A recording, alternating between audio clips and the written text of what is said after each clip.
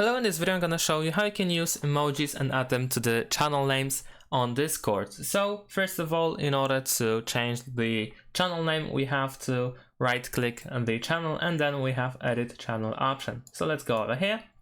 And now of course over here in the overview we have the channel name. Now what I like to do is simply copy the emoji from a website. So I'm gonna open my browser and then I'm gonna find a website which has a list of emojis. For example, there is getemoji.com which has lots of different emojis that we can copy, and we have also some categories. So for instance, I can go to activities over here and then I can choose anything that I want to use. Let's say I'm gonna use this ball. So I'm gonna copy it and then let's go back to Discord and then I can simply paste it. Of course, you can use Ctrl+C and Ctrl+V in order to copy and paste quickly. And as you can see, I have this emoji next to my name. I can of course paste it anywhere.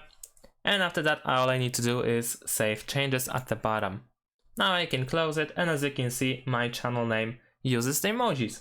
And that's pretty much it. Thanks for watching, leave a like and subscribe to my channel, and see you in my next videos. Bye!